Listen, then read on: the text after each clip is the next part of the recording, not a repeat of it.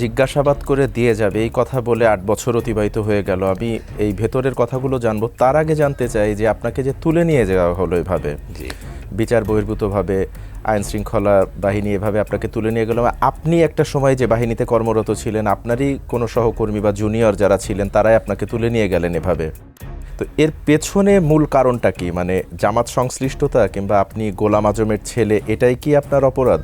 আপনার কি মনে হয়? আমি এটা সাক্ষাৎকারে বলেছি, জামাতের সাথে আমার কোনো সংশ্লিষ্টতা কোনোদিনই ছিল না, এখনও নাই, এখনও নাই। কেউ কোনো প্রমাণ দিতে পারবে না, আমি বারবার চ্যালেঞ্জ করি। এতে জামাতের মধ্যে কেউ হয়তো অসন্তুষ্ট হয় যে আমি কেন জামাতের সাথে সংশ্লিষ্ট হচ্ছি না। আর আমাদের সাথে ট্র্যাডিশন আপনি জানেন যে ডাইনাস্টি পলিটিক্স, প্রতিটা দল দেখেন, এক জামাত ছাড়া প্রত্যেকটা দলই দেখেন আপনি জি, উত্তরাধিকার সূত্রে নেতা হচ্ছে। বিএনপি বলেন, আওয়ামী লীগ বলেন, জাতীয় পার্টি বলেন, বিকল্প ধারা বলেন, বাংলাদেশ জাতীয় পার্টি বলেন, জাকপা বলেন, কোনোটাতে বিকল্প নেই। জামাতে একমাত্র ব্যতিক্রম। তো জামাতের সাথে কোনো সংশ্লিষ্ট ছিল না, সুতরাং এটা নিয়ে কোনো প্রশ্নই আসে না। তাদের মূল আমার মূল্যায়নে, এবং আমি নিশ্চিত এটাই ছাড়া অন্য কোনো কারণ নেই। একটা হলো আমার বাবার ছেলে হিসাবে এবং আমার বাবার যে জনপ্রিয়তা, আরেকটা হলো আমি ভারত বিরোধী খুব সোচ্চার ছিলাম। ফেসবুকে আমি ভারতের বিরুদ্ধে খুব লেখালেখি করতাম, আমাদের বর্ডার কিলিং নিয়ে, আমাদের রাজনীতিতে হস্তক্ষেপ নিয়ে, আমাদের বিভিন্ন ইস্যুতে তারা যে আমাদেরকে বঞ্চিত করছে, বাদ দিয়ে নদীতে আমাদের আপনার বাণিজ্য বৈষম্য, এই সমস্ত নিয়ে আমি খুব সোচ্চার ছিলাম আমি।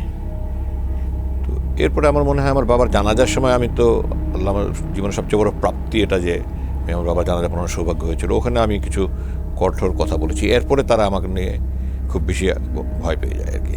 এবং এই দলের সমন্বয়ে আমি মনে করি ভারতের নির্দেশে আমাকে তারা আটকে রেখেছে, যে আমাকে তারা হুমকি মনে করেছে যে আমি যদি জামাতে যোগদান করি, এবং জামাতের যে জনশক্তি আছে এবং এরা তো সব নিবেদিত প্রাণ, তারা যখন কোনো অনুষ্ঠানে যায় তারা সূরা আনামের ৭৯ নম্বর আয়াত সম্ভবত, আমার নামাজ, আমার ইন্নাসসালাতি ওয়া নুসুকি ওয়া মাহইয়ায়া ওয়া মামাতি লিল্লাহি রাব্বিল আলামিন, নিশ্চয়ই আমার নামাজ, আমার কোরবানি, আমার জীবন, আমার মৃত্যু আল্লাহর জন্য।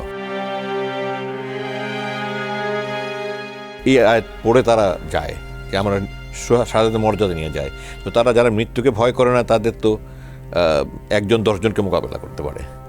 তো এসব কিছু মিলে তারা হয়তো ভয় পেয়েছে যে আমি যদি জামাতে যোগদান করি, বাবার মতো একটা বিশাল জানাজা যেরকম হয়েছে, আমি জানি জনপ্রিয়তা, হ্যাঁ, সব কিছু মিলে তারা মনে করেছে যে আমি তাদের জন্য একটা হুমকি।